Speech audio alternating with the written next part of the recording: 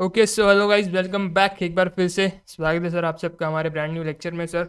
और इस लेक्चर में सर हम लोग हमारा जो चैप्टर 3 का कार्यक्रम है उसको जो है ऑलमोस्ट ख़त्म कर लेंगे। ऑलमोस्ट इसलिए बोल रहा बिकॉज लास्ट पार्ट है फोकस स्ट्रैटेजीज। अपना 3 स्ट्रैटेजी अपन ने देखा था, जिस स्ट्रैटेजी की वजह से अपने को कॉम्पिटेटिव एडवांटेज जो है गेन होता है, जिसके अंदर से सबसे पहले अपन ने जो है कॉस्ट लीडरशिप स्ट्रैटेजी देखा था, फिर डिफरेंशिएशन, और अभी तीसरा जो अपन आज डिस्कस करने वाले इस लेक्चर के अंदर वो है फोकस, है ना, फोकस स्ट्रैटेजीज।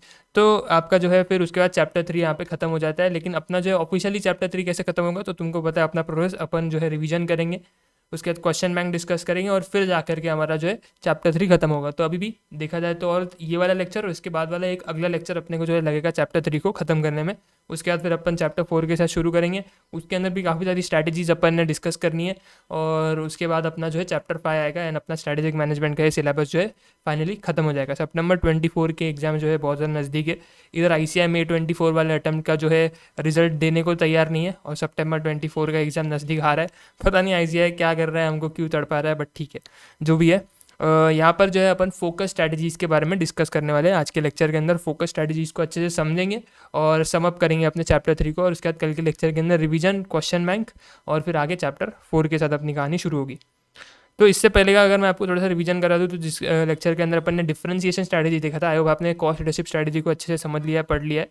अगर नहीं पढ़ा है तो उसको आप पिछले वाले, इससे पिछले से पिछले लेक्चर के अंदर जा करके देख लेना, है ना।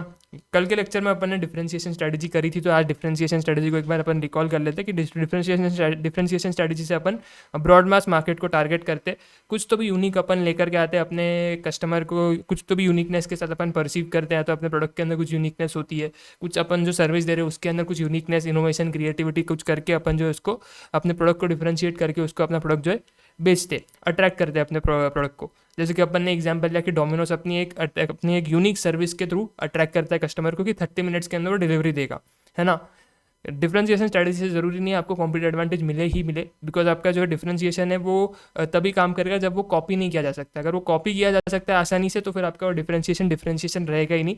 कोई भी आएगा उसको आराम से कॉपी कर लेगा और आपकी स्कीम जो है चुरा लेगा। तो आपको जो है ये बात ध्यान रखनी है, जो भी डिफरेंशिएशन आप कर रहे हो वो ईजिली कॉपी नहीं होना चाहिए। कॉपी तो होगा एक ना एक टाइम लॉन्ग रन में आकर के कहीं ना कैसे करके कोई ना कोई उसका तोड़ तो ढूंढ लेगा। लेकिन अपने को ये देखना है कि कितना अपन जो है उसको जो है वहाँ पे खींच सकते, कितना ज़्यादा लंबे समय तक के लिए अपन उसके बेनिफिट्स उठा सकते हैं, वो अपने को देखना है। और उसके लिए जो है इसको इमिटेट करना, कॉपी करना जो है डिफिकल्ट अपने को बनाना है, तभी जो है अपने को कॉम्पिटिटिव एडवांटेज जो है मिल पाएगा।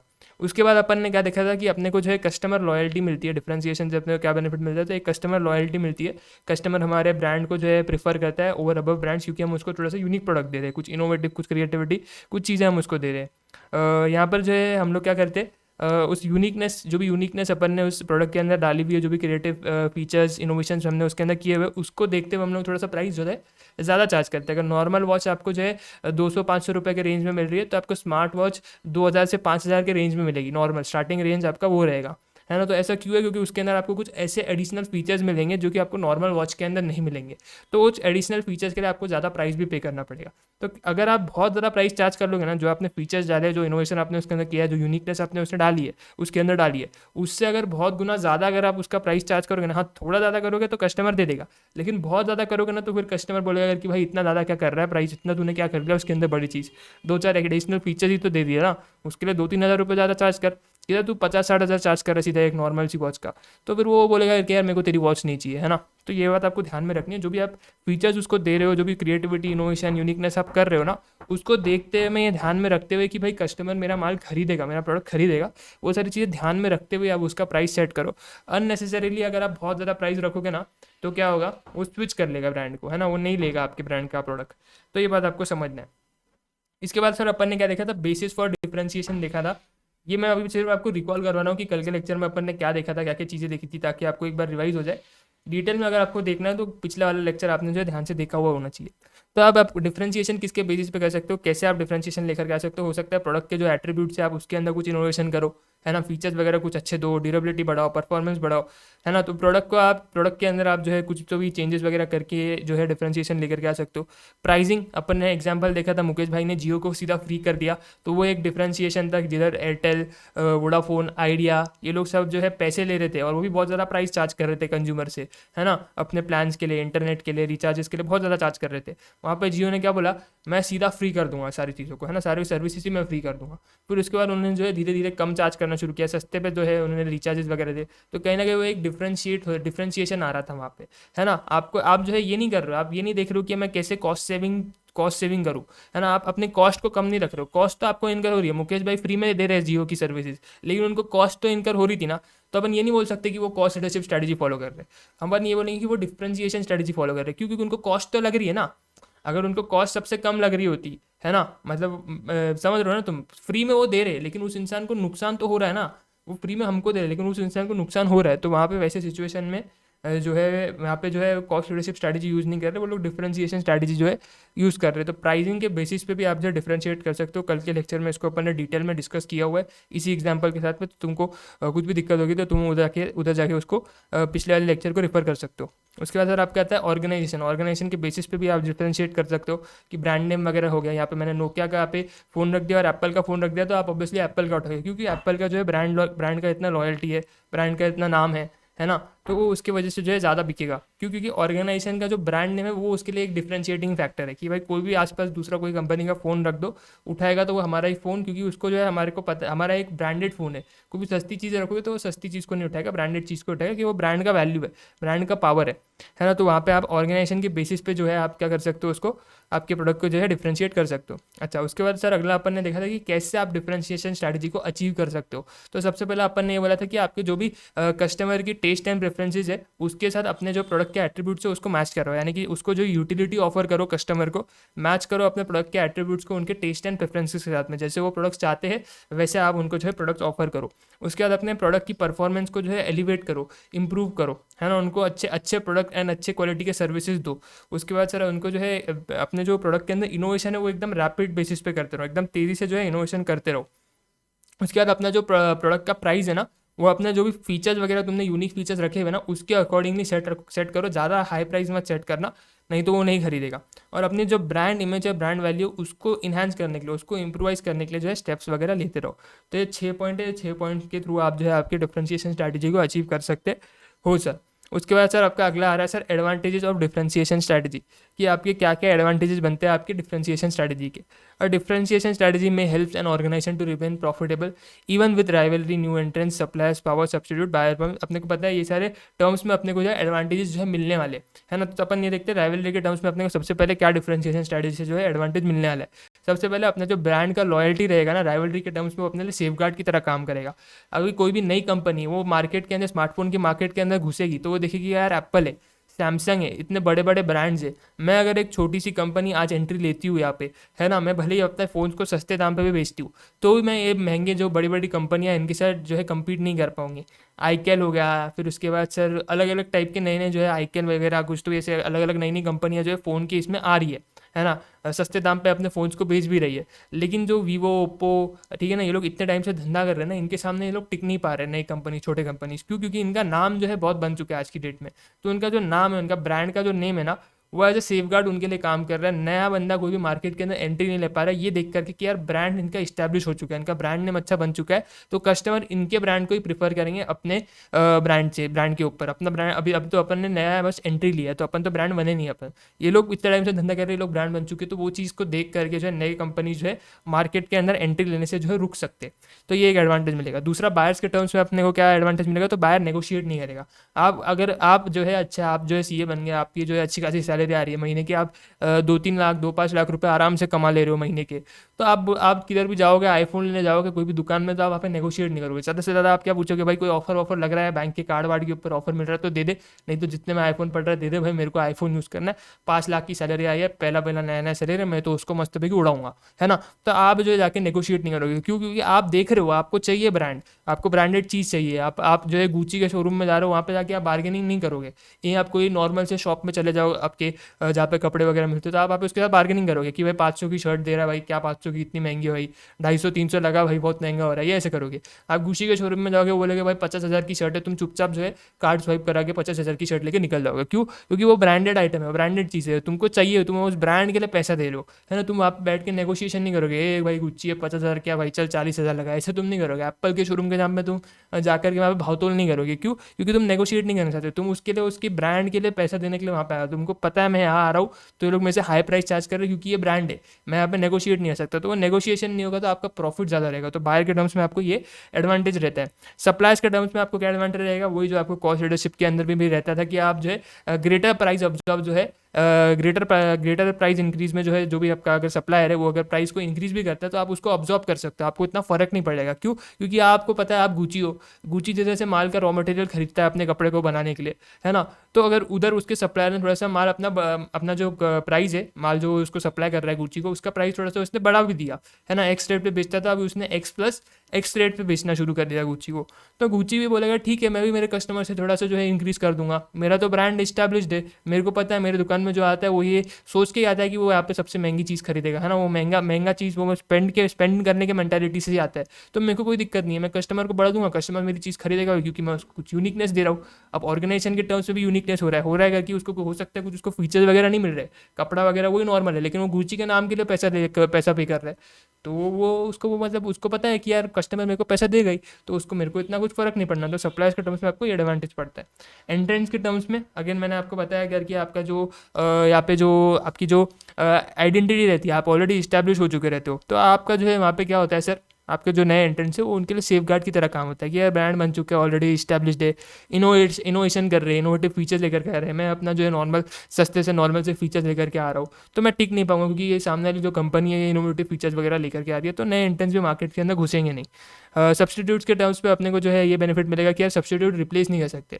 मैंने आपको यहाँ पे कोई भी नॉर्मल टी शर्ट रख दिया और बाजू में गुची का टी शर्ट रख दिया, तो तुम ऑब्वियसली गुची का टी शर्ट उठाओगे। क्यों? क्योंकि यार कोई भी टी शर्ट जो है वो गुची के ब्रांड को, जो गुची के ब्रांड के टी शर्ट को रिप्लेस नहीं कर सकता। जो उसका वैल्यू, उतना वैल्यू किसी और नॉर्मल टी शर्ट का नहीं होएगा, है ना। कपड़े में डिफरेंस रहेगा, उसके ब्रांड का आइडेंटिटी इतना बन चुका है, ब्रांड का नाम इतना आज की डेट में एस्टेब्लिश हो चुका है, ब्रांड वैल्यू इतना है उसका, तो तुम ऑब्वियसली गुची का ही टी शर्ट उठाओगे वहाँ पे, तो उसका कोई एक सब्सटीट्यूट नहीं निकाल सकते हो। हाँ, अगर तुम एक सब्सटीट्यूट उसका निकालोगे तो कोई उससे भी महंगी कंपनी का तुम निकालोगे, है ना। प्राडा वाडा जो भी कंपनी आती है, मेरे को इतना पता नहीं, मैं फैशन वगैरह इसमें हूँ नहीं, लेकिन जितना अपने को जितना पता है तो उसके बेसिस पे तुमको उससे भी ऊपर की कोई कंपनी जो है ढूंढनी पड़ेगी। उस लेवल पे तुमको शायद गुची के लेवल पे कोई भी तुमको नॉर्मल उसके नीचे की कंपनी जो सस्ते प्रोडक्ट्स बनाती है वो तुम उसके सब्सटीट्यूट नहीं कहला सकते उसको, है ना। तो ये बात आपको समझना है कि इतना आसानी से कोई भी डिफरेंशिएटेड प्रोडक्ट्स को जो है रिप्लेस नहीं कर सकता। ये बात अपने को जो है समझनी, इधर अपने को एडवांटेज मिलता है। बात करें डिसएडवांटेजेस की, क्या डिसएडवांटेज अपने को मिलते हैं, तो अपने को पता है लॉन्ग रन में अपन ये चीज़ सस्टेन नहीं कर पाएंगे। लॉन्ग रन में कुछ ना कुछ करके अपना प्रोडक्ट जो है, अपना जो डिफरेंशिएशन है वो कॉपी होना ही होना है ना। शॉर्ट टर्म में अपन ने भी उसको जो है अपन डिफिकल्ट बनाए, इमिटेबिलिटी को अपन उसकी डिफिकल्ट रखे, लेकिन लॉन्ग रन में तो वो चीज़ कॉपी होएगी, इमिटेट होएगी। उसके बाद सर अपना जो है, अगर अपन ने ज़्यादा हाई प्राइस चार्ज किए ना तो फिर कस्टमर स्विच ऑफ कर लेगा। ये मैं आपको कब से समझा भी रहा हूँ, और जो कि अपन आईफोन में आज की डेट में देख भी रहे हैं कि फीचर्स वगैरह खास कुछ दे रहे नहीं है, बस अननेसेसरीली हाई प्राइस चार्ज करे जा रहे, तो कस्टमर लोग बहुत ज़्यादा आईफोन छोड़ के अभी सैमसंग इन सब ब्रांड्स की तरफ भी जा रहे हैं। उसके बाद अगर कस्टमर ने वैल्यू नहीं किया ना आपके प्रोडक्ट को, तो आपका डिफरेंशिएशन कुछ काम का नहीं है। कस्टमर ने वैल्यू करना चाहिए तो ही आपका डिफरेंशिएशन काम का है, ये बात आपको समझना है। तो इतने सारे पार्ट अपन ने कल के लेक्चर में डिस्कस किए थे, एकदम डिटेल में सारा कुछ डिस्कशन अपना हुआ था। डिफरेंशिएशन स्ट्रैटेजी मेरे ख्याल से सबको क्लियर रहेगी, और साथ साथ कॉस्ट लीडरशिप स्ट्रैटेजी को भी अपन ने एकदम डिटेल में समझा है। दोनों स्ट्रैटेजीज पे मैंने एक लेक्चर लगाया, और आज जो फोकस स्ट्रैटेजी अपन डिस्कस करने वाले हैं उस पर भी पूरा एक लेक्चर डेडिकेटेड रहेगा। तो 3 स्ट्रैटेजी है, तीनों स्ट्रैटेजी पे 3 अपन ने लेक्चर डेडिकेट किए, तो मेरे ख्याल से अच्छे से तुमको वो चीज़ समझ में आनी चाहिए, कोई भी दिक्कत नहीं आनी चाहिए। हाल फिलहाल अपन क्या करते हैं, अपने कार्यक्रम को आगे बढ़ाते और आगे बढ़ के अपन जाते हैं फोकस स्ट्रैटेजी के ऊपर में। तो फोकस स्ट्रैटेजी को अपन समझते हैं। फोकस स्ट्रैटेजी के अंदर 2 तरीके की स्ट्रैटेजी अपन देखने वाले, एक फोकस्ड कॉस्ट लीडरशिप और दूसरा आपका फोकस्ड डिफरेंशिएशन।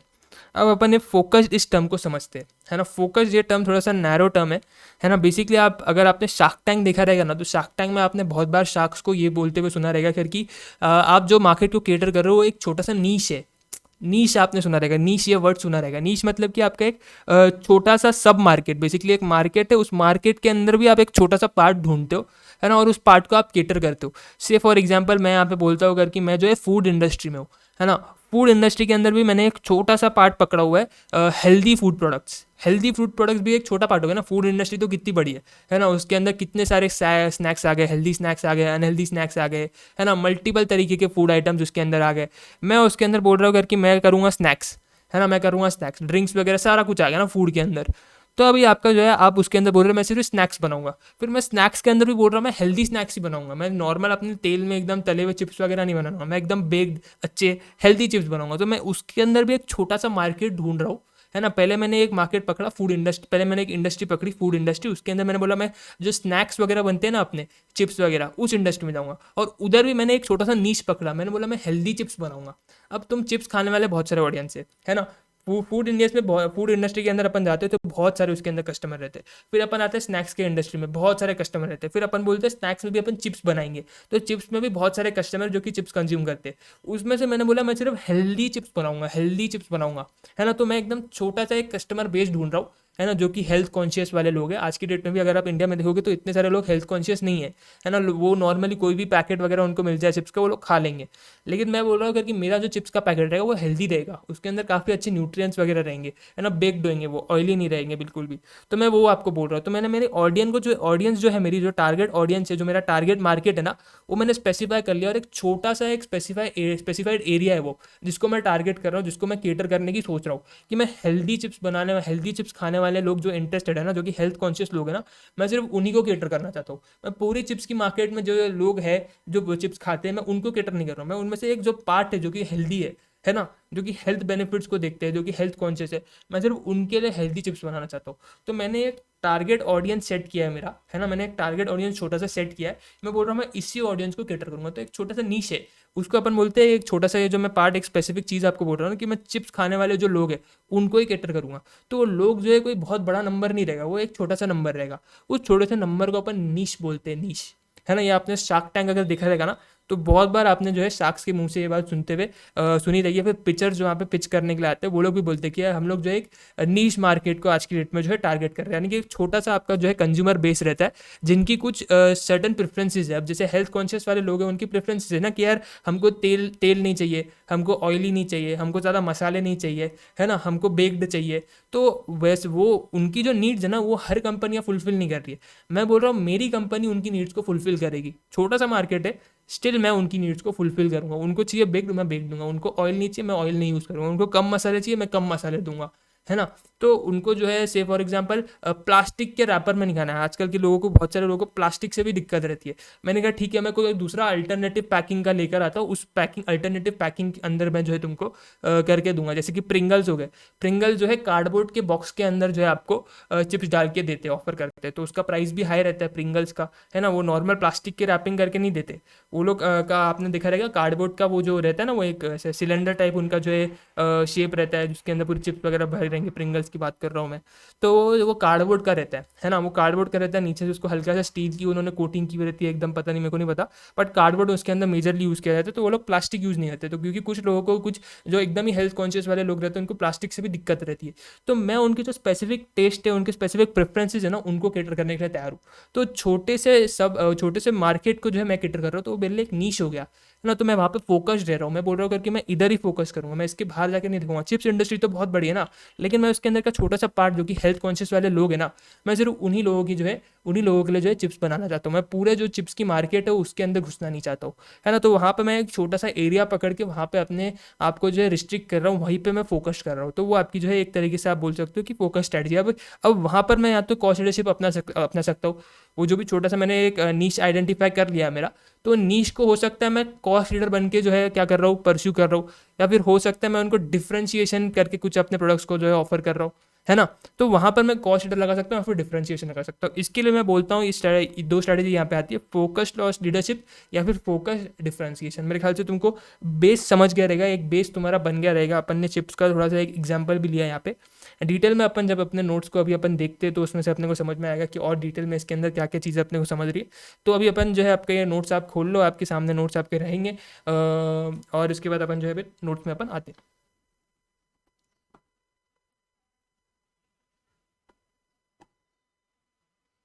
ओके सर, आ जाओ। फोकस स्ट्रैटेजी को थोड़ा सा अपन रीड करते हैं अपने नोट्स से। हाईलाइटर ले लेता हूँ, एक second. A successful focus strategy depends on industry segments that is of sufficient size.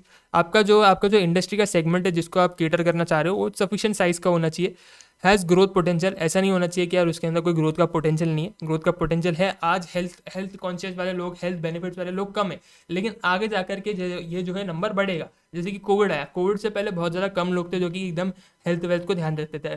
Post Covid बहुत सारे लोग जो है हेल्थ को ध्यान देना शुरू कर दिए. तो एक फेज आया जहाँ से जो है लोगों का जो नंबर था, हेल्थ कॉन्शियस वाले लोगों का नंबर था, वो बढ़ा, है ना. तो ऐसा नहीं है कि मार्केट ग्रो नहीं हो सकती, मार्केट ग्रो होगी. कल जाकर के आगे जाकर के कोई और दिक्कत होती है तो हेल्थ कॉन्शियस वाले लोगों का नंबर जो है बढ़ेगा, है ना. बहुत बड़ा है, कोविड के बाद बहुत ये नंबर बढ़ा है ना. तो यहाँ पर जो है आपको जो है ये बात समझनी है कि आपका छोटा सा नीच पकड़ रहे हो ना, वो नीच के अंदर ग्रोथ पोटेंशियल भी होना चाहिए, है ना. ऐसा नहीं होना चाहिए कि वो आगे ग्रो नहीं करेगा, ग्रो करेगा, ऐसा होना चाहिए. And it is not crucial to the success of the other major competitor. और कोई मेजर कॉम्पिटिटर नहीं होना चाहिए उस नीच के अंदर. हाँ, कोई एक हाथ दो छोटे मोटे कॉम्पिटिटर है तो ठीक है, कोई बड़ा मेजर कॉम्पिटिटर वहाँ पे उस नीच को केटर करते हुए नहीं आना चाहिए. Strategies such as major market penetration. अच्छा, अब ये जो स्ट्रैटेजीज है ब्रैकेट में यहाँ पे अपन ने डिफाइन किया हुआ है, इसका मतलब क्या है, लेकिन जब अपन चैप्टर 4 जो इसका अगला चैप्टर अपना रहेगा वहाँ पे अपने को ये सारी स्ट्रैटेजी डिटेल में डिस्कस करनी है ना. तो एक बार इन्होंने क्या क्या बोला है जस्ट एक बार रीड कर लेते हैं, इसको आगे डिटेल में एग्जाम्पल्स लेके समझेंगे चैप्टर 4 के अंदर. Strategies such as market penetration. Market penetration मतलब क्या, आप नया प्रोडक्ट लेते हो फॉर एग्जिस्टिंग कस्टमर, है ना. आपका कस्टमर बेस एग्जिस्टिंग रहेगा, आप बस एक नया प्रोडक्ट लेकर के आते हो मार्केट के अंदर अपने उन्हीं एग्जिस्टिंग कस्टमर्स के लिए और उनको आप ऑफर करते हो वो चीज़, तो वो मार्केट पेनिट्रेशन कहला जाता है. एग्जाम्पल अभी नहीं दे रहा हूँ, नहीं तो अननेसेसरली ये फोकस स्ट्रेटेजी वाला पार्ट बहुत ज़्यादा स्ट्रेच हो जाएगा. इसका अपन आगे एग्जाम्पल डिस्कस करने वाले चैप्टर 4 के अंदर. मेरे को डिटेल में जो है एक एक लेक्चर लगा करके ये सारी चीज़ें तुमको समझानी है. तो आज मैं फिर से अननेसेसरली टाइम डालूँ उसके ऊपर तो मतलब नहीं बनता है. आगे बढ़ते हैं सर. मार्केट पेनिट्रेशन अपन ने समझा, उसके बाद अपन आते हैं मार्केट डेवलपमेंट के ऊपर. मार्केट डेवलपमेंट में अंदर क्या होता है सर, आप नया प्रोडक्ट लेकर के आते हो अपने नए कस्टमर्स के लिए. मार्केट पेनिट्रेशन के अंदर क्या हो रहा था, आपका कस्टमर बेस वही था, एग्जिस्टिंग था, पुराना वाला ही कस्टमर बेस था, प्रोडक्ट आप नया लेकर के आए. मार्केट डेवलपमेंट के अंदर क्या हो रहा है सर, मार्केट डेवलपमेंट के अंदर आपका क्या हो रहा है सर, आपका प्रोडक्ट भी नया बन जा रहा है और आपके कस्टमर्स भी नए बन जा रहे हैं, है ना. तो यहाँ पे जो है आपका मार्केट डेवलपमेंट हो गया मेरे ख्याल से. उसके बाद सर अपन आगे बढ़ते, ऑफर सब्सटेंशियल फोकसिंग एडवांटेजेस. ये दोनों स्ट्रेटजी से आपको कुछ ना कुछ जो है एडवांटेजेस जो है मिलते हैं और आपकी दोनों स्ट्रेटजी जो है फोकस्ड रहती है ना. दोनों स्ट्रेटजी आपकी फोकस्ड रहती है. कैसे क्या वगैरह इतना दिमाग मत लगाओ, डिटेल में चैप्टर 4 के अंदर अपन देखने वाले, तो उसको वहाँ पे अपन डिस्कस करेंगे. अभी अपन आगे बढ़ते हाल फिलहाल. Focus strategies are the most effective when consumers have distinctive preferences. जैसे कि मैंने आपको बताया, फोकस स्ट्रेटजी जब आपके कंज्यूमर के डिस्टिंक्टिव प्रेफरेंसेस है ना, बहुत ज़्यादा अलग प्रेफरेंसेस है ना, तब वह काम करती है. जैसे कि अभी मैंने आपको बताया करके अपन चिप्स की मार्केट के अंदर घुस रहे, तो अपना जो यहाँ पे कंज्यूमर है उसके डिस्टिंक्टिव प्रेफरेंसेस है कि यार मेरे को ऑयली नहीं चाहिए, मेरे को तेल बिल्कुल नहीं चाहिए, मेरे को मसाले कम चाहिए. तो डिफरेंसेस, उसका प्रेफरेंस जो है उसके वो डिस्टिंक्टिव है. नॉर्मली चिप्स केस में क्या होता है, ऑयली बहुत ज़्यादा रहते हैं, मसाले बहुत ज़्यादा रहते हैं, लेकिन अपना कंज्यूमर बोल रहा है भाई मेरे को कुछ भी चीज़ नहीं चाहिए, तो उसका थोड़ा सा हटके टेस्ट है, तो मैं उस टेस्ट को कैटर करने के लिए तैयार हूँ. तो फोकस स्ट्रेटजी की तरह आपके लिए कब इफेक्टिव रहेगी, जब आपका कंज्यूमर जो है ना उसके प्रेफरेंसेस बहुत ज़्यादा डिस्टिंक्टिव है ना, उसके रिक्वायरमेंट्स काफ़ी ज़्यादा अलग है, हटके है, डिस्टिंक्टिव है. And when the rival firms are not attempting to specialise in the same target market. और जितने भी आपके राइवल फर्म्स हैं ना, जो बाकी के आपके चिप्स बनाने वाली कंपनियां हैं, जैसे कि लेज हो गया, है ना, बालाजी हो गया, ये लोग आज की डेट में हेल्दी के नाम पे कुछ खास बना नहीं रहे, है ना. हेल्दी के नाम पे लेज बालाजी कुछ नहीं बना रहे. तो ये जो राइवल्स है ना, मेरे चिप्स बनाने वाली कंपनियां है ना, ये लोग उस नीश को टारगेट करने की जो है कोशिश नहीं कर रहे.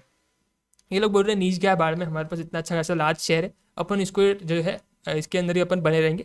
छोटे मोटे नीच की तरफ अपने को नहीं जाना. वो हेल्थ कॉन्शियस लोग बहुत ज़्यादा छोटे से कम नंबर में है, तो हमको उनके जो है केटर करने की कोई भी इच्छा नहीं है sir. And when the rival firms are not attempting to specialise in the same target markets. आपके जो राइवल फर्म्स है वो आपको जो है उस सेम टारगेट सेगमेंट को जो है केटर करने में इंटरेस्टेड नहीं है, सिर्फ आप ही वहाँ पे जाने के लिए इंटरेस्टेड हो.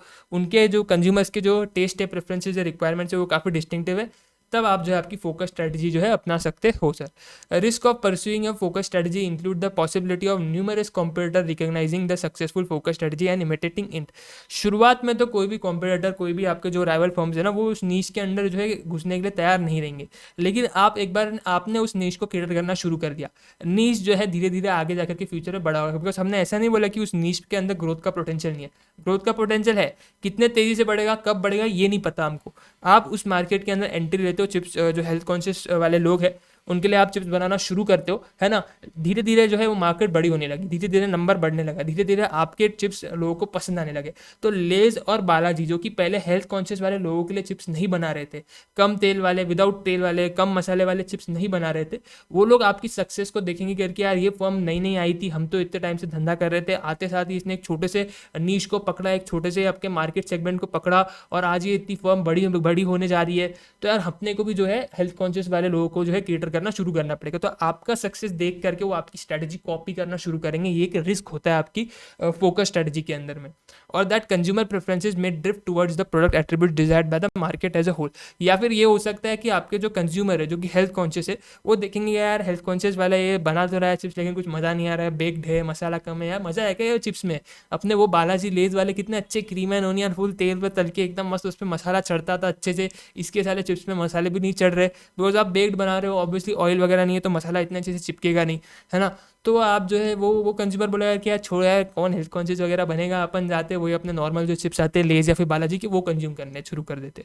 तो दो रिस्क आते हैं यहाँ पे, या तो राइवल वाला फर्म जो कि पहले नहीं घुस रहा है आपकी सक्सेस को देख के अंदर घुस जाएगा मार्केट के अंदर, तो आपके लिए दिक्कत खड़ी हो जानी है। या तो आपका जो कंज्यूमर है वो बोलेगा यार इसके प्रोडक्ट में कुछ टेस्ट है क्या यार, इसके कुछ मज़ा ही नहीं आ रहा है यार, छोड़ वो वाले प्रोडक्ट को जाके मैं कंज्यूम करता हूँ। तो कंज्यूमर उधर आपके राइवल फर्म्स के पास चले जाएगा, या तो राइवल फर्म्स आपके मार्केट सेगमेंट को टारगेट करना शुरू कर देगी। दो रिस्क आपके जो है यहाँ पर बन सकते हैं सर, है ना। An organization using a focus strategy may concentrate on a particular group of customers, आप पर्टिकुलर ग्रुप ऑफ कस्टमर्स के ऊपर ही फोकस करते हो, या फिर पर्टिकुलर जोग्राफिक मार्केट्स के ऊपर आप जो है फोकस रहते हो कि आप से फॉर एग्जांपल, मैं से फॉर एग्जांपल नासिक में रहता हूँ, नासिक महाराष्ट्र के अंदर आता है, तो मैं बोल रहा हूँ अगर कि मैं सिर्फ जो है महाराष्ट्र के अंदर रहता हूँ लेकिन मैं पूरी महाराष्ट्र के अंदर अपना बिजनेस नहीं करूँगा, मैं सिर्फ नासिक के अंदर ही अपना बिजनेस करने वाला हूँ। तो मैं फोकस दे रहा हूँ कि यार कर सकता हूँ पूरी महाराष्ट्र में, कर सकता हूँ पूरी इंडिया में, लेकिन मैं बोल रहा हूँ यार मेरे को नहीं करना, मेरे को सिर्फ अपना जो महाराष्ट्र के अंदर एक छोटी सी सिटी आती है नासिक, उसके अंदर ही जो है अपने को जो है यहाँ पे धंधा करना है। तो एक स्पेसिफिक जोग्राफिक मार्केट या फिर एक स्पेसिफिक ग्रुप ऑफ कस्टमर्स को ही आप जो है उसके बीच में आप जो है धंधा करना चाहते हो, उनके प्रति आप कॉन्सेंट्रेटेड रहना चाहते हो, और on particular product line segments. या फिर आप बोल सकते हो आप जो है चिप्स बना रहे हो, आप चिप्स के बदले आप चिप्स के साथ साथ चॉकलेट भी बना सकते हो, और भी मल्टीपल चीज़ें आप जो है कर सकते हो, ड्रिंक्स में भी जा सकते हो, लेकिन आप बोल रहे नहीं यार मेरे को चॉकलेट ड्रिंक्स वगैरह किस में नहीं जाना, मेरे को चिप्स ही बनाना है, मेरा प्रोडक्ट लाइन सेम रहेगा, चिप्स ही बनाऊंगा मैं और कुछ नहीं बनाऊंगा। जैसे कि बालाजी है, बालाजी के आज के डेट में चिप्स भी बनाता है, फिर चूड़ा बनाता है ना, अलग अलग तरीके के नमकीन के आइटम्स बनाता है। लेज ऐसा कुछ नहीं करता है, लेज अगर आप देखते हो तो लेज सिर्फ चिप्स ही बनाता है। तो लेस कहीं ना कहीं तुम देख सकते हो एक तरीके से सिर्फ फोकस्ड है कि वो चिप्स बना रहा है सिर्फ और सिर्फ। बालाजी वो नहीं कर रहा है, बालाजी नमकीन चूड़ा वगैरह वो सारी चीज़ें भी कर रहा है ना, बालाजी अलग अलग चीज़ें भी कर रहा है, रादर देन चिप्स वो सिर्फ चिप्स पे स्टिक नहीं रह रहा है और भी चीज़ें कर रहा है, तो वो फोकस्ड नहीं है। लेस तुम बोल सकते हो बहुत ज़्यादा फोकस्ड है क्योंकि वो सिर्फ चिप्स बना रहा है, लेस और कुछ नहीं करता, लेस सिर्फ चिप्स बनाता है ना। बट फिर तुम देखोगे तो लेस जो है मतलब फ्यूचर में आके क्या करेगा पता नहीं, बट हाल फिलहाल तो वो चिप्स ही बना रहा है। तो यहाँ पे पर्टिकुलर प्रोडक्ट लाइन के सेगमेंट के अंदर आप फोकस्ड हो कि आप प्रोडक्ट लाइन सेगमेंट चेंज नहीं कर रहे हो, वो जो सेगमेंट में हो आप वही सेगमेंट के साथ आगे कंटिन्यू कर रहे हो, in order to serve a well defined but narrow market better than competitors who serve a broader market. यहाँ पे बालाजी नमकीन कर रही है, चूड़ा कर रही है, ये कर रही है ना, तो उसका कहीं ना कहीं इतना ध्यान नहीं रहेगा एक किसी प्रोडक्ट लाइन के सेगमेंट के ऊपर, चूड़े पे भी ध्यान होगा, नमकीन पे भी ध्यान होगा, चिप्स पे भी ध्यान होगा। वही अगर आप देखोगे लेस को, तो लेस का ध्यान सिर्फ एक तरफ होगा, चिप्स की तरफ, तो लेस को कहीं ना कहीं थोड़ा सा बेटर कॉम्पिटेटिव एडवांटेज मिलेगा, लेस थोड़ा ज़्यादा अच्छा परफॉर्म कर पाएगा, अपने कंप्यूटर से ज़्यादा फोकस्ड रहेगा वो, उसको उसका मतलब उसके फोकस की वजह से उसको थोड़ा सा एडवांटेज भी मिलेगा। यहाँ पे एग्जांपल के इसमें तौर पे अपन ले रहे, फॉर एग्जांपल मॉड्यूल के अंदर दिया हुआ है फरारी की स्पोर्ट्स कार, है ना। फरारी की स्पोर्ट्स कार अगर आप देखोगे तो एक छोटा सा नीच है, पहले तो फरारी मतलब बहुत ज़्यादा महंगी, तो बहुत ज़्यादा लोग उसको ऑलरेडी जो है खरीद नहीं पाएंगे। उसके अंदर भी उन्होंने स्पोर्ट्स कार बनानी शुरू कर दी कि अभी ज़रूरी नहीं है जो महंगे मतलब जो कि अमीर लोग हो, है ना, सबकी पसंद स्पोर्ट्स कार हो ऐसा ज़रूरी नहीं है। अफोर्ड कर सकते हैं फरारी लेना, लेकिन स्पोर्ट्स कार नहीं पसंद, अपने को लग्जरी चाहिए, अपने को एसयूवी चाहिए, है ना, अपने को स्पोर्ट्स कार नहीं पसंद। तो एक छोटा सा नीश बन जाता है वहाँ पे कि यार एक तो फरारी ले एकदम सिर्फ हाई फाई महंगे लोग मतलब अमीर जो मालदार पार्टी सिर्फ वही ले सकती है ना, छोटा मोटा कोई भी मिडिल क्लास वाला बंदा नहीं ले सकता है ना, जो कि अच्छा खासा अर्न कर रहा है, जिसके पास बहुत ज़्यादा पैसा है, सिर्फ वही फरारी ले सकता है। उसके बाद उसकी पसंद भी तो स्पोर्ट्स कार होनी चाहिए, उसको पसंद एसयूवी है, लग्जरी है ना, सिडान वगैरह उसको पसंद है, कूप वगैरह पसंद है, उसको स्पोर्ट्स वगैरह इतना नहीं पसंद है, तो फिर वो वहाँ पे भी एलिमिनेट हो जाता है। तो एक छोटा सा नीश बन जाता है वहाँ पे आपके लिए फरारी की स्पोर्ट्स कार्स के लिए। तो यहाँ तक मेरे ख्याल से फोकस स्ट्रैटेजी जो है क्या है ये अपन जो है अभी तक मेरे ख्याल से अच्छे से समझ चुके हैं। फरारी के स्पोर्ट्स कार का एग्जांपल आपकी मॉड्यूल में है, उससे भी आपको समझ में आ रहा रहेगा, और चिप्स का एग्जांपल भी अपन ने जो है डिस्कस किया हुआ है। अब अपन जो है आगे बढ़ते हैं। मैंने आपको यहाँ पे बताया हुआ है कि आप फोकस स्ट्रैटेजी के अंदर जो है आपकी दो और स्ट्रैटेजी जो है अपन पढ़ेंगे। बेसिकली फोकस स्ट्रैटेजी को आप आगे बाइफरकेट करोगे फोकस कॉस्ट लीडरशिप के अंदर में और फोकस डिफरेंशिएशन के अंदर में। फोकस अपने को समझ गया कि बेसिकली अपन एक नीश पकड़ रहे हैं, एक छोटा सा एरिया पकड़ रहे हैं, वहाँ पे फोकस्ड है। अब उस एरिया को पकड़ के छोटे से टारगेट, आपका जो भी जितना भी आपका टारगेट मार्केट सेगमेंट है उसको पकड़ के आप वहाँ पर कॉस्ट लीडर बनो या फिर वहाँ पे आप डिफरेंशिएशन करो, तो वो हो जाएगा फोकस कॉस्ट लीडरशिप या फिर फोकस डिफरेंशिएशन। आप एक नीश पकड़ रहे हो और उस नीश के अंदर आप या तो कॉस्ट लीडर बन रहे हो या तो आप डिफरेंशिएशन कर रहे हो। उन दो तरीके से आप जो है वहाँ पे जो है आपके कॉम्पिटिटिव एडवांटेज को जो है अचीव कर सकते हो सर। पढ़ते हैं सर आगे फोकस्ड कॉस्ट लीडरशिप को, कि फोकस्ड कॉस्ट लीडर अपन कैसे बन सकते हैं। रीड कर लेते हैं एक बार, मेरे ख्याल से आपको समझ में गया रहेगा अभी तक तो। और focused cost leadership strategy requires competing based on a price to target a narrow market. एक नैरो मार्केट आप आइडेंटिफाई करते हो, एक छोटा सा नीश आप आइडेंटिफाई कर सकते हो। नैरो मार्केट, मार्केट जो बड़ा नहीं होगा, अपन ने एग्जाम्पल भी डिस्कस किया हुआ है। एक नीश आप आइडेंटिफाई करते हो और उधर आप एक सर्टन प्राइस को लेकर के आपके जो है कस्टमर को टारगेट करते हो। A firm that follows this strategy does not necessarily charge the lowest price in the industry. अपन से फॉर एग्जांपल चिप्स की इंडस्ट्री में, अब ज़रूरी नहीं है जो इंडस्ट्री में अपन प्राइस चार्ज कर रहे हो उसमें अपन सबसे सस्ता हो, है ना। से फॉर एग्जांपल नॉर्मल आपके चिप्स के पैकेट है, बालाजी का आप क्रीम एंड ओनियन फ्लेवर ले लो, लेस का आप क्रीम एंड ओनियन फ्लेवर ले लो, या फिर जो भी फ्लेवर आपको पसंद है। नॉर्मली आप देखते हो 10 रुपये का 20 रुपये का पैकेट रहता है ना। छोटा बड़ा पैकेट 20 रुपये का, छोटा पैकेट 10 रुपये का, 5 रुपये के भी पैकेट रहते हैं। तो 5, 10, 20 रुपये, फिर बड़ा पार्टी पैक देखोगे तो 50 रुपये का रहेगा, है ना। लेकिन अगर अपन नॉर्मल अपन पैकेजिंग उठाए तो 10 रुपये वाली नॉर्मल पैकेजिंग 10 रुपये के रेंज में आपको जो है देखने को मिलता है। मेरे को नहीं पता कितनी क्वांटिटी उसके अंदर रहती है, बट 10 रुपये वाले पैकेट के अंदर मेरे ख्याल से बालाजी और लेस के अंदर आपको इक्वल क्वांटिटी जो है देखने को मिल जाती रहेगी। यहाँ पर आप क्या कर रहे हो, आप एक छोटे से नीश पकड़ रहे हो। आप बोल रहे हो मैं हेल्थ कॉन्शियस वाले लोगों के लिए जो है यहाँ पे प्रोडक्ट बनाऊंगा, चिप्स बनाऊंगा। यहाँ पे आप बोल रहे हो मैं ऑयल को यूज़ नहीं करूँगा, मैं बेक करूँगा, तो वहाँ पे आपकी कॉस्ट बढ़ जाएगी। आप बोल रहे हो मैं मसाले जो है हाई फाई यूज़ करूँगा, अच्छे क्वालिटी के यूज़ करूँगा, वहाँ पे कॉस्ट बढ़ जा रही है। आप बोल रहे हो मैं प्लास्टिक यूज़ नहीं करूँगा मेरी पैकेजिंग के अंदर, वहाँ पे आपको कोई दूसरा अल्टरनेटिव लेना पड़ेगा, वहाँ पे कॉस्ट बढ़ जाएगा आपका, है ना। वहाँ पर आपका कॉस्ट बढ़ जाएगा। तो कहीं ना कहीं आप जो हेल्दी लोगों के हेल्दी आप स्नैक बनाना चाहते हो ना आपके हेल्थ कॉन्शियस वाले कस्टमर के लिए, आप जो हेल्दी चिप्स बनाना चाहते हो ना आपके हेल्थ कॉन्शियस वाले कस्टमर के लिए, उसका प्राइस जो है कहीं ना कहीं थोड़ा सा ज़्यादा हो जाएगा। से फॉर एग्जाम्पल बालाजी का अगर मैं 10 रुपये का पैकेट लेकर के आऊँ और जो मैं ये हेल्दी वाला स्नैक बना रहा हूँ, ये जो हेल्दी चिप्स बना रहा हूँ मैं, जो कि बेक्ड है, जिसके अंदर मसाले हाई फाई क्वालिटी की है, जिसकी पैकेजिंग जो है प्लास्टिक से नहीं की जा रही है, तो ये वाला मैं पैकेट अगर लेकर के आऊँ ना, तो ये हो सकता है शायद 30 रुपीज़ का हो, है ना। ये बालाजी का 10 रुपये का है, तो ये 3 टाइम्स उससे महंगा हो, 30 का हो, है ना। फिर भी मैं बोलूँगा करके ये cost leadership, focused cost leadership कर रही है। तुम बोलोगे कैसे, बालाजी का पैकेट 10 रुपये का है, इस कंपनी का पैकेट जो कि हेल्दी चिप्स बना रही है इसका जो है 30 रुपीज़ का पैकेट है, तो ये सस्ता कैसे हुआ, ये सस्ता कैसे हुआ, ये फोकस्ड कॉस्ट लीडरशिप कैसे हुआ। मैं बोल रहा हूँ नहीं ऐसा नहीं है। मैं ये बोल रहा हूँ इसको इंडस्ट्री के साथ कंपेयर मत करो, को इंडस्ट्री के साथ मत कंपेयर करो। इंडस्ट्री में बालाजी आ गया, लेज आ गया, है ना। ये जो इसको तुम इंडस्ट्री के साथ कंपेयर मत करो, इसको तुम सिर्फ उसी नीश में देखो, जो उस नीश पे उसके कॉम्पिटिटर है ना, उधर देखो। उस नीश पे उसके उस नीश को जो केटर करने वाले और भी कंपनीज होगी, 2-3 और भी कंपनीज होगी। वो जो 2-3 कंपनियों के प्रोडक्ट है ना, वो हो सकता है 40 रुपये पे बिक रहे हो, इसके 30 पे बिक रहे, तो तुमको उन्हीं कंपनियों के साथ इस कंपनी का कंपैरिजन करना है। पूरे इंडस्ट्री के साथ मत देखो, पूरे इंडस्ट्री से सस्ता ये नहीं देगा, लेकिन उस नीश को जो केटर करने वाले बाकी कंपनीज है ना, उनसे सस्ता ये देगा तुमको। समझ रहे हो तुम, उस नीश को केटर करने वाले जो बाकी फर्म्स होंगे, बाकी ऑर्गेनाइजेशन होंगे ना, उनसे सस्ता आपको ये वाली कंपनी देगी। बाकी कंपनी जो कि हेल्दी चिप्स बनाती है वो 40 रुपीज़ का पैकेट लेकर के आ रही है अपना, ये 30 का ला रही है, तो ये हो गई ना उससे सस्ती, तो बन गई फोकस कॉस्ट लीडर। फोकस्ड है, नैरो मार्केट है, नीश है, उधर इसने सबसे सस्ता प्रोडक्ट देना शुरू कर दिया अपना। कंपेयर किससे करना है, इंडस्ट्री से नहीं करना है, उसी जो बाकी कंपनियां उस नीश को केटर कर रहे हैं ना, उन्हीं कंपनियों से अपने को कंपेयर करना है। वो कंपनियां 40 रुपीज़ पे प्रोडक्ट दे रही है, हम 30 पे दे रहे, हो गए अपन cost leadership, focus cost leadership में अपने को मिल गया पे एडवांटेज। समझ रहे हो। तो नैरो मार्केट के अंदर जो बाकी फॉर्म्स केटर कर रही है ना, उनके साथ कंपेयर करो, उनसे सस्ता दो, इंडस्ट्री से सस्ता नहीं देना है।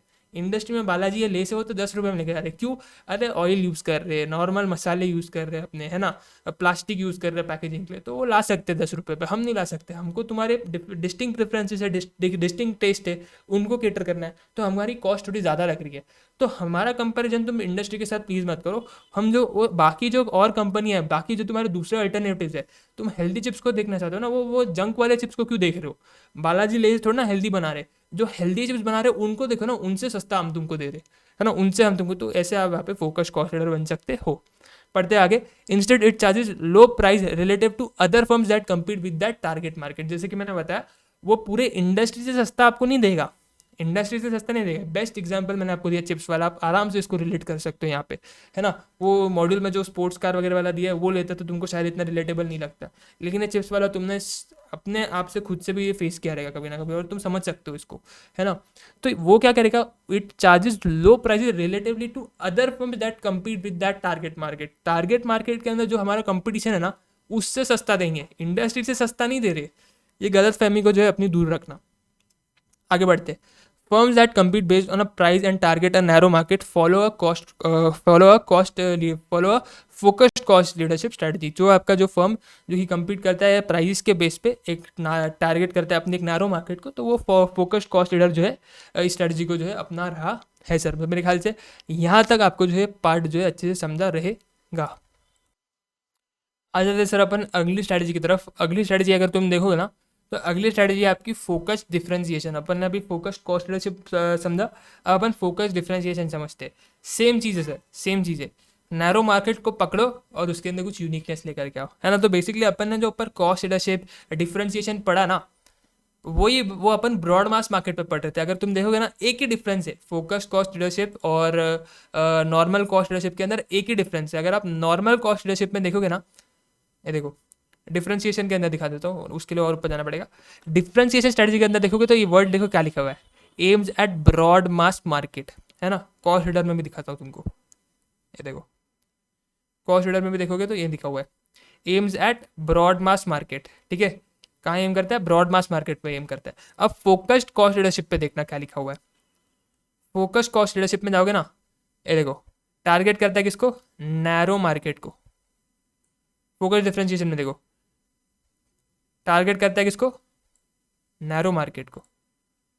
टारगेट करता है किसको, नैरो मार्केट। तो बस इतना फर्क है, वो ब्रॉड मास मार्केट को टारगेट करता था, normal cost leadership normal differentiation. Focus cost leadership focus differentiation किसको टारगेट करता है, नैरो मार्केट को। बस इतना फर्क है। अगर ये तुम चीज आइडेंटिफाई कर ले रहे हो ना, खत्म हो जाती है फोकस स्ट्रेटजी वहां पे तुम्हारी, है ना। बस नीश को नैरो मार्केट में गेम खत्म हो रही है पूरी, है ना। नैरो मार्केट में पूरी गेम जो है खत्म हो रही है आपकी। तो नैरो मार्केट से आपका जो है पूरा खत्म हो रहा है। बाकी अगर आप देखो ना, अभी अपन रीड भी करेंगे, सारी कुछ सेम है। यूनिकनेस लेकर के आओ, उस यूनिकनेस के हिसाब से प्राइस चार्ज करो, लेकिन किधर, नैरो मार्केट में। ब्रॉड मास मार्केट पे कर रहे हो तो वो नॉर्मल डिफरेंशिएशन होगा, फिर वो फोकस डिफरेंशिएशन नहीं रहेगा। मार्केट नैरो होना चाहिए, यूनिकनेस लेकर आ रहे हो, डिफरेंट कुछ इनोवेटिव लेकर आ रहे हो, फोकस डिफरेंशिएशन, क्योंकि नैरो मार्केट को टारगेट कर रहे हो। पढ़ते हैं सर एक बार। A focused differentiation strategy requires offering unique features that fulfill the demands of a narrow market। Unique features ला रहे हो, लेकिन किसके लिए, narrow market के लिए ला रहे हो। Similar to focused low cost strategy, narrow markets are defined in different ways in different settings। Some firms use a focused differentiation strategy concentrate their efforts on a particular sales channel। हो सकता है आप एक particular sales channel पे आपका effort लगा रहे हो, है ना। जैसे कि आप सिर्फ और सिर्फ किधर बेच रहे हो, इंटरनेट पे बेच रहे हो, तो आप बेच कहीं पे भी सकते हो। आप फिजिकली कहीं पे भी, कौन सी भी सिटी में जाकर के बेच सकते हो। आप इंटरनेट पे बेच सकते हो, है ना। आप कैसे भी बेच सकते हो, जैसे मर्जी है आप बेच सकते हो। कोई और आप अलग चैनल जाकर के खोल लो, बेच सकते हो उससे, वैसे आप बेच सकते हो, है ना। क्विक कॉमर्स पे बेच सकते हो। लेकिन आप बोल रहे हो नहीं, मैं फोकस रहूँगा, मैं बेचूंगा तो सिर्फ ई कॉमर्स पे बेचूंगा। मैं मेरे प्रोडक्ट को क्विक कॉमर्स पे भी बेच सकता हूँ, मैं मेरे प्रोडक्ट को रिटेल नॉर्मल फिजिकली स्टोर्स पे भी जाकर के बेच सकता हूँ। मैं बोल रहा हूँ नहीं, मैं बेचूंगा तो बेचूंगा सिर्फ और सिर्फ किधर, ई कॉमर्स प्लेटफॉर्म पे। तो आप फोकस्ड रह रहे हो और वहाँ पे रह करके आपका प्रोडक्ट डिफरेंशिएटेड रहेगा। तो डिफरेंशिएशन स्ट्रेटजी, सस्ता दे रहे हो, फोकस कॉस्ट लीडरशिप स्ट्रेटजी, है ना। तो वो बात आपको समझनी है। Other target particular demographic groups. आप बोल सकते हैं अगर कि आप बिजनेस कर रहे हो सिर्फ और सिर्फ कोई सर्टन सिटी में जाकर के, आप बोल सिर्फ और सिर्फ मुंबई में धंधा करूंगा, सिर्फ और सिर्फ बैंगलोर में धंधा करूंगा, है ना। तो आप कैसे भी रहे, मतलब कैसे भी आप अपने आप को, अपने टारगेट मार्केट को जो है लिमिट कर सकते हो, नैरो कर सकते हो, और उसके बीच में आप क्या करो, कॉस्ट लीडर बनो या फिर डिफरेंशिएशन बनो, फर्क नहीं पड़ता। आप एक बार आपके टारगेट मार्केट को नैरो कर दे रहे हो, फिर आपके पास ऑप्शन है, आप दोनों में से कुछ भी कर सकते हो। और दोनों में से दोनों कैसे करना है आपको, ये तो अपन ऑलरेडी ऊपर समझ चुके हैं। Firms that compete based on the uniqueness and target a narrow market are following a focused differentiation strategy।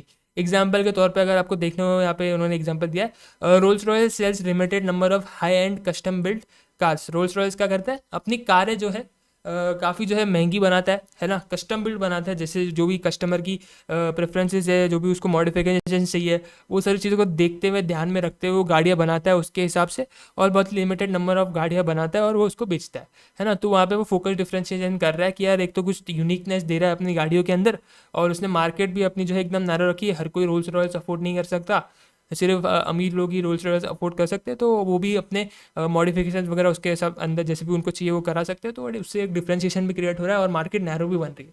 तो फिर वो आपका आ जाएगा फोकस डिफरेंशिएशन। तो आपको ये देखना है कि आपकी मार्केट क्या है, उस मार्केट के बेसिस पे आप आइडेंटिफाई कर पाओगे कि नॉर्मल डिफरेंशिएशन है कि फोकस डिफरेंशिएशन है ना।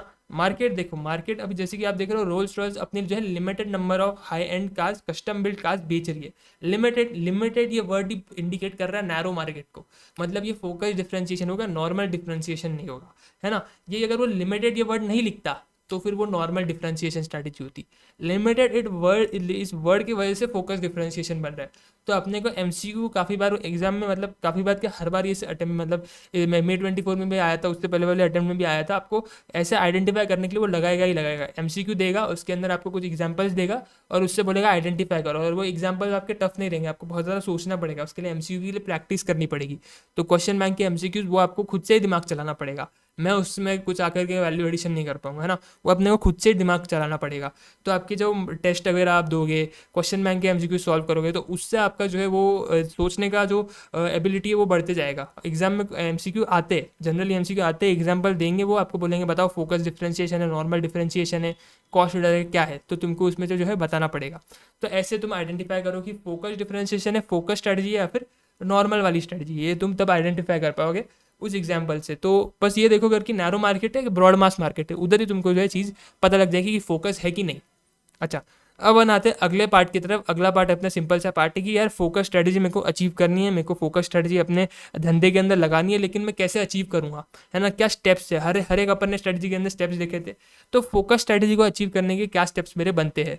तो to achieve focused cost leadership या फिर focus differentiation, following strategies could be adopt by an organisation. Focus cost leadership करो या फिर फोकस डिफरेंशिएशन करो, ये फॉलोइंग स्टेप्स आपको जो है फॉलो करने पड़ेंगे। सबसे पहले आप आपके लिए एक नीश को स्पेसिफाई करो, एक स्पेसिफाइड नैरो मार्केट जो है अपने लिए जो है चुनो कि कौन सा नैरो मार्केट तुम टारगेट करोगे। जैसे कि अपन ने चिप्स के अंदर क्या है, एक नैरो मार्केट चुना कि हेल्थ कॉन्शियस वाले जो लोग हैं, अपन सिर्फ और सिर्फ उनके लिए जो है चिप्स बनाएंगे, है ना। तो अपन ने एक नीश को जो है वहाँ पे आइडेंटिफाई किया, जो कि कौन नहीं कवर कर रहा, जो कि बाकी आपके राइवल फॉर्म्स है ना वो कवर नहीं कर रहे, जो बाकी के कॉस्ट लीडर है, बाकी के डिफरेंशिएटर्स है आपके इंडस्ट्री के अंदर ना, वो लोग उस नीश को केटर नहीं कर रहे, है ना। जैसे कि अपने इसमें केस में बालाजी और लेस थे, वो लोग केटर नहीं कर रहे। क्रिएटिंग सुपीरियर स्किल्स, जो भी आपने नीश आइडेंटिफाई कर लिया ना, उस एरिया के अंदर काफ़ी अच्छे स्किल्स डेवलप करो, सुपीरियर स्किल्स क्रिएट करो, है ना, जिससे आप उस नीश को केटर कर पाओगे। उसके बाद आप क्या करो, अच्छी एफिशिएंसी जनरेट करो। जब एफिशिएंसी लाओगे तभी तो कॉस्ट कम रह पाएगी, तभी तो उस नीश को जो है आइडेंटिफाई कर, नीश को केटर कर पाओगे। तो सबसे पहले तो नीश को आइडेंटिफाई करो, स्पेसिफाई करो। उसके बाद क्या करो, सुपीरियर स्किल्स बनाओ, एफिशिएंसीज अचीव करो, इनोवेटिव वेज ढूंढो। अगर कॉस्ट लीडर बनना है तो एफिशिएंसी ज़्यादा होनी चाहिए, डिफरेंशिएशन करना है तो इनोवेशन चाहिए रहेगा। तो ये चार स्टेप्स आपको फॉलो करने पड़ेंगे, उसके बेसिस पे आप फोकस्ड कॉस्ट लीडरशिप या फिर फोकस डिफरेंशिएशन बन पाओगे। फोकस कॉस्ट लीडरशिप बनना है तो पहले के तीन क्या कि नीश को स्पेसिफाई करो, सुपीरियर स्किल्स क्रिएट करो और ग्रेटर एफिशिएंसी जो है जनरेट करो। अगर फोकस डिफरेंशिएशन करना है तो जो तीसरा वाला पॉइंट है वो कट जाएगा, आपका सिर्फ और सिर्फ फर्स्ट सेकंड और फोर्थ वाला पॉइंट रहेगा कि क्या नीश को स्पेसिफाई करो, सुपीरियर स्किल्स को क्रिएट करो और चौथा वाला इनोवेटिव वेज डेवलप करो। डिफरेंशिएशन के लिए आपकी एफिशिएंसी ज़्यादा हो फर्क नहीं पड़ता, है ना। अभी रोल्स रॉयल से जल्दी जल्दी से गाड़ी नहीं बनाएगा, अपनी आराम आराम से गाड़ियाँ बनाएगा, ताकि वो सारे डिफरेंशिएटिंग जो फैक्टर्स है, डिफरेंशिएटिंग फीचर्स है, उन पर अच्छे से काम कर सके, है ना। तो रोल्स रॉयल्स को एफिशिएंसी जनरेट करने की जरूरत नहीं है, रोल्स रॉयल्स को किस चीज़ की जरूरत है, इनोवेटिव वेज की जरूरत है ना। वही जो कॉस्ट लीडर बनना चाहती है कंपनी, है ना, वही जो कॉस्ट लीडर बनना चाहती है कंपनी, उसको जो है इनोवेशन की ज़्यादा जरूरत नहीं है, उसको एफिशिएंसी की ज़्यादा जरूरत है। तो दो पॉइंट्स को तुमको खेलना है अकॉर्डिंग टू जो क्वेश्चन एग्जाम में तुमको पूछा जा रहा है उसके हिसाब से, ठीक है। उसके बाद सर अपन आते हैं नीचे, एडवांटेजेस क्या है। फोकस स्ट्रेटजी तो मैं करना चाह रहा हूँ, है ना, बट उसके एडवांटेजेस क्या है। सबसे पहला एडवांटेज, आप प्रीमियम चार्ज कर सकते हो। जैसे कि नॉर्मल चिप्स का मैंने आपको एग्जांपल दिया, 10 रुपये में मिल जाते, सस्ता तेल, सस्ते मसाले, प्लास्टिक की पैकेजिंग। हेल्दी चिप्स चाहिए तो उसके अंदर तेल नहीं मिलेगा, अच्छे मसाले मिलेंगे, पैकेजिंग प्लास्टिक की नहीं होगी, उसके लिए ज़्यादा प्राइस पे करना पड़ेगा। सस्ते वाले चिप्स के लिए, नॉर्मल चिप्स के लिए 10 रुपये पे करने पड़ रहे, इसके लिए तुमको शायद 30 रुपीज़ 50 रुपीज़ पे करने पड़ेंगे, 5x the amount, 3x the amount पे करना पड़ेगा। लेकिन अच्छी चीज़ भी तो मिलेगी। तो एडवांटेज ये है, कंपनियों का एडवांटेज ये है कि उनको प्रॉफिट ज़्यादा बनेगा, प्रीमियम चार्ज कर सकते हैं। दूसरा, ड्यू टू ट्रेमेंडियस एक्सपर्टीज, उनको एक्सपर्टीज मिल रही है ना, एक छोटा सा एरिया उन्होंने आइडेंटिफाई किया हुआ है, उस एरिया को केटर कर रहे हैं, एक स्पेसिफिक उन्होंने प्रोडक्ट लाइन पकड़ा हुआ है ना, कि यार मैं जो है हेल्दी चिप्स बनाऊंगा। तो हेल्दी चिप्स के अंदर आपका एक्सपर्टीज बन जाएगा ना, हेल्दी चिप्स बनाते रहोगे बनाते रहोगे बनाते रहोगे बनाते रहोगे, एक्सपर्टीज आ जाएगा। एक्सपर्टाइज आपके लिए, एक्सपर्टीज से आपको क्या मिलेगा, कॉम्पिटेटिव एडवांटेज। अगर बाय चांस आगे जाकर के बालाजी और लेज भी हेल्दी चिप्स बनाने शुरू कर देते, ठीक है, कोई दिक्कत नहीं है, उनके पास एक्सपर्टीज नहीं है, मेरे पास एक्सपर्टीज है, मैं फिर भी आज कहीं ना कहीं उनसे आगे रह पाऊंगा। क्यों? क्योंकि मैं बड़े टाइम से ये चीज़ करते हुए आ रहा हूँ, मेरे को एक्सपीरियंस है, तो उस एक्सपीरियंस का मैं फ़ायदा उठा पाऊंगा ना, कि आगे जाकर के मार्केट बड़ी भी हो गई, ये नीश आगे जाके बड़ा होगा, ग्रोथ पोटेंशियल है, आगे जाकर के अगर ये बड़ा भी हुआ, बालाजी और लेस आ भी गए, ठीक है, मेरे पास एक्सपर्टीज़ है, तो उस एक्सपर्टीज़ का भी मैं एडवांटेज उठा सकता हूँ ना उस मार्केट के अंदर।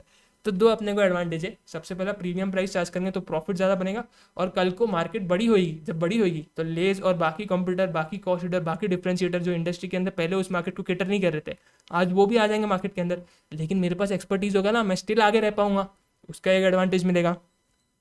अच्छा, अब जहाँ पे एडवांटेजेस है वहाँ पे डिसएडवांटेजेस पे तो रहेंगे, तो डिसएडवांटेजेस की भी थोड़ी बात कर लेते।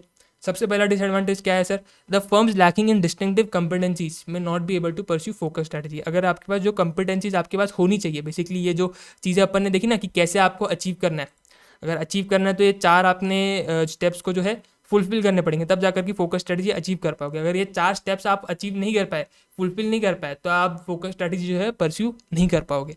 Due to limited demand of product and services cost are high which can cause problem. जैसे कि मैंने आपको बताया, कॉस्ट आपके यहाँ हाई है, इधर आपको जो है 10 रुपये का लेज या फिर बालाजी का चिप्स मिल रहा है, यहाँ पे जो आप हेल्दी चिप्स बना रहे हो वो 5x अमाउंट 3x अमाउंट में बिकेगा, 30 रुपीज़ 50 रुपीज़, क्वांटिटी भी शायद कम देनी पड़ेगी, है ना। क्यों? क्योंकि कॉस्ट वहाँ पे ज़्यादा लग रहा है आपको, आपका मसाले आप अच्छे क्वालिटी के यूज़ कर रहे हो, प्लास्टिक की पैकेजिंग नहीं है, कार्डबोर्ड के बॉक्सेस यूज़ कर रहे हो, है ना। उसके बाद सर आप ऑयल यूज़ नहीं कर रहे हो, बेक कर रहे हो, तो वहाँ पे आपका ज़्यादा कॉस्ट लगेगा। तो इसके लिए सर जो है, उसकी वजह से जो है लोग बोलेंगे कि यार हमको चाहिए हेल्दी चिप्स चाहिए, लेकिन यार इतना पैसा भी नहीं देना यार, इतना पैसा भी हमको नहीं देना यार, थोड़ा थोड़ा हमारा भी बजट का भी कंस्टेंट है ना। तो फिर लोग खरीदेंगे नहीं, खरीदेंगे नहीं तो दिक्कत आएगी। तो ये एक डिसएडवांटेज है कि कॉस्ट हाई रहता है, प्राइस हाई चार्ज करते, कस्टमर ने रिस्पेक्ट नहीं दी उस प्रोडक्ट को उतनी, तो हम लोग जो है हम लोग दिक्कत में आ जाएंगे। तो एक तो वो चार स्टेप्स अगर अपन ने फुलफिल नहीं किए तो फोकस स्ट्रेटजी परस्यू नहीं कर पाएंगे, ये एक डिसएडवांटेज है। दूसरा, कॉस्ट ज़्यादा रहती है, ये एक डिसएडवांटेज है। तीसरा, in long run the niche would disappear, है ना, आपका नीश खत्म हो जाएगा लॉन्ग रन में, या तो नीश बड़ा हो जाएगा या तो नीश में कोई लोग रहेंगे नहीं। हेल्थ कॉन्शियस वाले लोग या तो नंबर में बहुत ज़्यादा बढ़ जाएंगे, जैसे कि पोस्ट कोविड बढ़ गया ये नंबर बहुत ज़्यादा, तो बहुत सारी कंपनियाँ आनी शुरू हो गई हेल्थ बेनिफिट्स वाले प्रोडक्ट लेकर के आने के लिए। और अगर कोविड नहीं होता तो ये नंबर शायद और भी कम हो जाता, या फिर ये नीश ही खत्म हो जाता, है ना। तो दो चीज़ हो सकती है, या तो नीश बड़ा हो जाएगा या तो नीश खत्म हो जाएगा, दो चीज़ हो सकती है। तो एक डिसएडवांटेज है कि नीश बड़ा हो गया तो बाकी लोग भी आ जाएंगे, कंपटीशन बढ़ जाएगा, है ना। तो वो फोकस अपन जो रह रहे थे वो फोकस अपन रह नहीं पाएंगे, अपने को भी अपना जो एरिया है, केटर करने वाला एरिया, वो बढ़ाना पड़ेगा अगर अपने को उन बड़ी फर्म्स के साथ लड़ना है ना। और अगर आपका जो है ग्रोथ नहीं हुई, है ना, वो नंबर बढ़ा नहीं, नीच का नंबर बढ़ा नहीं, और लोगों ने देखा कि यार ये तो बहुत ज़्यादा हाई प्राइस चार्ज कर रहे हैं, बहुत ज़्यादा इधर मतलब पैसा वेस्ट हो रहा है, छोड़ो इनके प्रोडक्ट्स देना बंद करो, तो नीच वहाँ पर डिसअपियर हो जाएगा आपके। तो इन शॉर्ट, या तो नीच आपका जो है नीच मतलब डिसअपियर होएगा, या तो जो है खत्म हो जाएगा पूरी तरीके से, या तो बढ़ के खत्म होगा, या तो खत्म होके खत्म होगा। दो चीज़ हो सकती है, मेरे ख्याल से तुमको समझ में आ रहा होगा मैं क्या बोलना चाह रहा हूँ। तो तीन यहाँ पे डिसएडवांटेज बनते हैं कि यार अगर आपके ऊपर के चार स्टेप्स कैसे अपने को अचीव करने हैं वो अगर आप फुलफिल नहीं कर पाए, तो डिफरेंट फोकस स्ट्रैटेजी जो है आप ये नहीं कर पाओगे, फोकस स्ट्रैटेजी आप परस्यू नहीं कर पाओगे, कॉस्ट ज़्यादा लगती है, और लॉन्ग रन में आपका नीच जो है डिसअपियर हो जाएगा सर। यह आपका जो है फोकस स्ट्रेटजी यहाँ पे होता है ख़त्म। मेरे ख्याल से आपको ये सारी जितनी भी अपन ने स्ट्रेटजीज अभी तक देखी सारी क्लियर रहेगी। Cost leadership, differentiation, focus, cost leadership और फोकस डिफरेंशिएशन मेरे ख्याल से क्लियर है, यहाँ तक किसको कोई भी दिक्कत नहीं होगी। आखिरी का अपना सर एक कंसेप्ट है, उसके बाद सर अपना ये चैप्टर जो है खत्म हो जाएगा फुल एंड फाइनल। उसके बाद कल अपना जस्ट एक रिवीजन होगा, क्वेश्चन बैंक होगी, and then will be all set to move on to our chapter 4। मतलब देखते ही देखे मतलब अपने 3 चैप्टर होने आ रहे हैं ना। और ग्रुप 2 शुरू होकर के अपने को ऑलमोस्ट 30-35 डेज होने आ रहे हैं। आपका ग्रुप 2 शुरू होकर आपको भी 1 महीने से अभी ऑलमोस्ट ऊपर हो चुका है। मेरे को भी लेक्चर्स लेते लेते 1 महीने से अभी ऊपर हो चुका है ना। सो काफ़ी मज़ा आ रहा है, धीरे धीरे आगे बढ़ रहे हैं। और इसके साथ 3 चैप्टर्स अपने ख़त्म होने आ रहे, तो काफ़ी खुशी भी हो रही है कि अपन जिसे ट्रैक पे अपने को चलना था उस ट्रैक पे चल भी पा रहे। सोचा नहीं था मैंने कि यार मैं सही में मतलब 3 चैप्टर्स भी ले पाऊंगा। जस्ट मैंने शुरू तो कर दिया था, 2 इतना सपोर्ट बच्चों के साइड से मिल नहीं रहा है, बट स्टिल मैं कर रहा हूँ, मेरे तरफ से कर रहा हूँ जो भी है। इन फ्यूचर वगैरह जो भी अपने को जैसे भी मिलेगा कुछ ना कुछ तो मतलब अच्छा ही हो रहा है, सीखने को मिल रहा है, समझने को मिल रहा है। और क्या पता मेरे को वापस देने की नौबत पड़ जाए तो मेरा भी एक तरीके से रिवर्जन हो रहा है। तो कुछ ना कुछ प्रोडक्टिव कर रहा हूँ, खाली बैठने से अच्छा तो कुछ ना कुछ प्रोडक्टिव हो रहा है, तो वो एक अच्छी बात है। भले उसका रिटर्न आज नहीं मिल रहा है, बट जब मिलना होगा मिल जाएगा सही समय पे। हाल फिलहाल सर अपन जो है अपने लास्ट पार्ट को पढ़ते हैं। लास्ट स्ट्रैटेजी है sir best cost provider strategy. Best cost provider strategy, इसको अपने को समझना है सर। छोटी सी स्ट्रैटेजी है, सिंपल सी स्ट्रैटेजी है, ज़्यादा कुछ इसके अंदर झमेला नहीं है। एक बार रीड करते आराम से समझ में आ जाएगा। The new model of the best cost provider strategy is a further development of above 3 generic strategies। जो अपन ने ऊपर 3 generic strategies देखी ना, cost leadership, differentiation and focused, इनका ये फर्दर डेवलपमेंट करके जो है एक और एक स्ट्रैटेजी बनाई गई है। इन्हीं 3 स्ट्रैटेजीज का एक कॉम्बिनेशन आप कह सकते हो बना करके आगे लेकर के आके आपको बताया जा रहा है, वो है बेस्ट कॉस्ट प्रोवाइडर स्ट्रैटेजी। समझते हैं sir.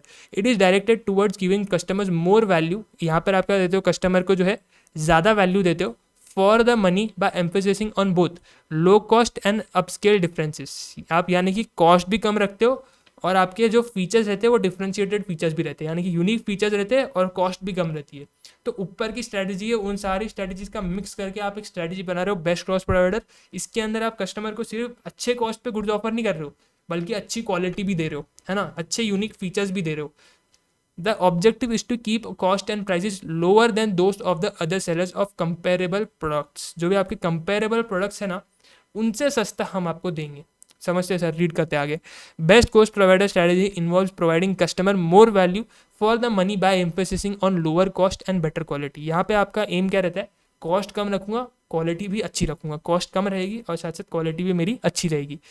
It can be done through, कैसे आप ये कर सकते हो, offering products at lower price than what is being offered by rivals. जो राइवल मेरा जिस प्राइस पे गुड्स को ऑफर कर रहा है उससे कम प्राइस पे ऑफर करूँ, और साथ में कंपेरेबल क्वालिटी के गुड्स और कंपेरेबल क्वालिटी के फीचर्स उनको दूँ, है ना। से फॉर एग्जांपल मेरी ये वॉच है ना, से फॉर एग्जांपल मेरी ये वॉच है, ये वॉच जो है से फॉर एग्जांपल बनती है मे बी मेरे ख्याल से कितने बनती रहेगी, से फॉर एग्जांपल 200 रुपये की वॉच बनती है, 200 रुपीज़ इसका कॉस्ट है। फीचर्स इनके इसके अंदर ऑलमोस्ट सब है। आप टाइम देख सकते हो, नॉर्मल वॉच है, स्मार्ट वॉच नहीं है, लाइट वगैरह चला सकते हो, स्टॉप वॉच है ना, डिजिटल वॉच है, उसके अंदर लाइट है, अलग अलग तरीके 2-3 मोड्स वगैरह मैंने उसके अंदर दिए हुए हैं, डेट वगैरह भी देख सकते हो, है ना। तो ये 2-3 बेसिक फीचर मैंने इस वॉच के अंदर दिए हुए। 200 रुपये की घड़ी आती है ना। और नॉर्मली आप जो भी इस प्राइस रेंज में देखने को जा रहे हो ये घड़ियाँ, तो नॉर्मली आपको ये सारे फीचर्स सबके अंदर देखने को आपको मिलेंगे ही मिलेंगे। मैंने इसके अंदर एक चीज़ एक्स्ट्रा कर दी है कि इसका जो बैटरी है ना वो जल्दी बदलना नहीं पड़ता। बाकी सारे जो कंपनियों की वॉचेज़ है 200 रुपये पे ही आते, लेकिन उनकी जो बैटरी है ना वो हमको 3 महीने बाद बदलनी पड़ती है। मेरी ये जो वॉच है ना इसकी बैटरी आपको 3 महीने बाद नहीं, 1 साल बाद बदलनी होती है, और मैं स्टिल इस वॉच को 200 रुपये पे दे रहा हूँ। यानी कि मैंने प्राइस मैंने वही रखा, जस्ट एक फीचर मैंने उसके अंदर एक्स्ट्रा ऐड ऑन कर दिया कि बाकी कंपनियों की वॉच आपको 3 महीने 4 महीने के अंदर उसका सेल जो है, बैटरी जो है बदलना पड़ता है। मेरी वॉच के अंदर आपको साल भर बाद जो है बैटरी को बदलना पड़ता है। बाकी सारे फीचर्स सेम है, सिर्फ ये एक फीचर अलग है।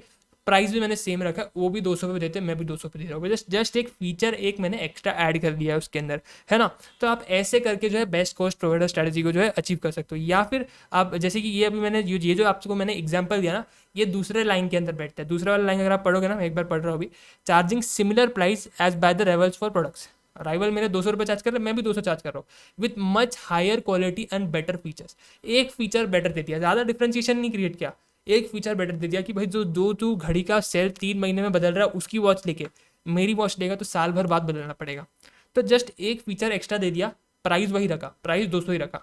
ऊपर वाली लाइन जो अपन ने पढ़ी जिसके अंदर अपन देख रहे हैं कि प्राइस कम कर दिया, फीचर्स वही है कि भाई उसकी घड़ी मेरी घड़ी का वॉच भी तू 3 महीने, मेरे घड़ी का जो सेल है वो भी तू 3 महीने बाद ही बदलेगा। उसकी घड़ी 200 पे बिकती है, मैंने मेरी घड़ी को 180 कर दिया। ज़्यादा भी सस्ता नहीं किया, 150 100 ऐसे नहीं है, 20 रुपये कम कर दिया, या फिर से फॉर एग्जाम्पल 10 रुपये कम कर दिया, 190 कर दिया, है ना।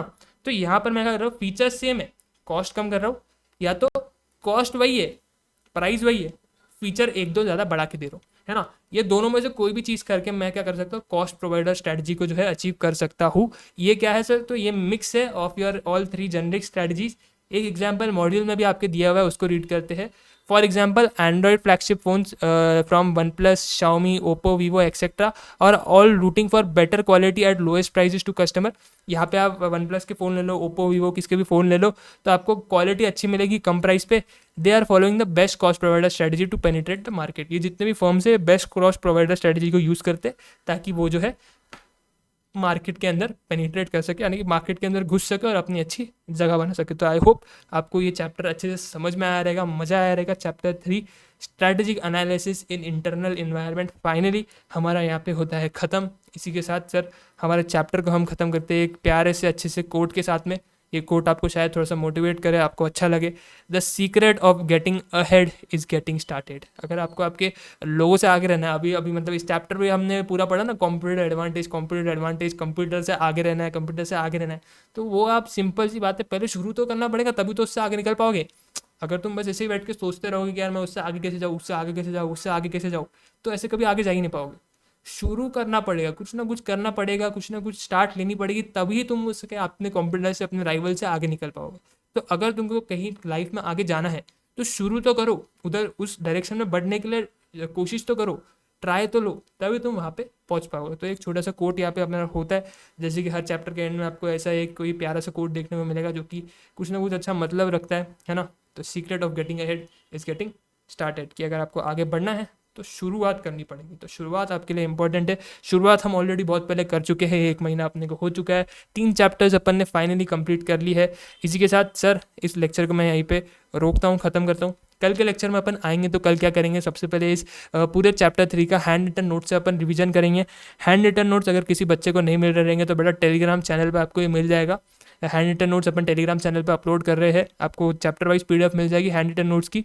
सिंपल है, जो भी लेक्चर के अंदर मैंने आपको जो भी चीज़ पढ़ाई है उतना जाकर के आपको अपनी बुक के अंदर लिख लेना, नोट कर लेना है, आपके हैंड रिटन नोट्स खुद से बना लेने हैं। वो आपको रिवीजन करते वक्त काम आएंगे। जब हम लोग अभी क्लास में रिवीजन कर रहे हैं, तभी जब हम लोग 1.5 डेज़ में रहेंगे अपने एग्जाम से, जो पहले के जो अपने को दिन मिलता है प्रिपरेशन के लिए, उस दिन में भी अपन उसी से रिवाइज करेंगे।